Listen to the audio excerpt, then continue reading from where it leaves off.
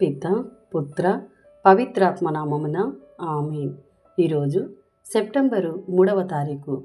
లూకాసు వార్త 4వ అధ్యాయము 38వ వచనము నుండి 44వ వచనం వరకు.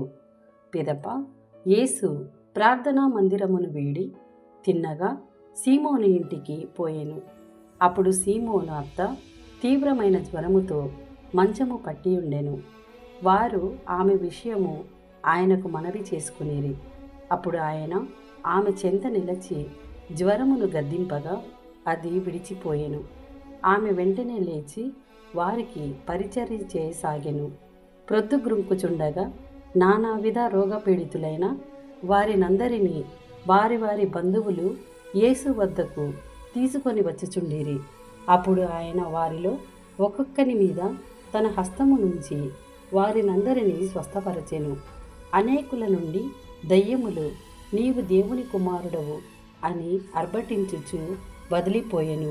అవి ఆయన క్రీస్తు అని ఎరిగి ఉండుట వలన ఆయన వారిని గద్దించి మాట్లాడనీయలేదు. ఇవేకువనే లేచి యేసు ఒక నిర్జన ప్రదేశమునకు వెళ్ళెను. ప్రజలు ఆయనను వెదకుచూ వచ్చి తమను విడిచిపోవలదని అనగా ఆయన వారితో, నేను ఇతర పట్టణములలో కూడా దేవుని రాజ్యమును గురించి బోధింపవలసి ఉన్నది, అందులకే నేను పంపబడితిని అని పలికెను. పిమ్మట యేసు యూదయ ప్రార్థనా మందిరములలో బోధించుచుండెను.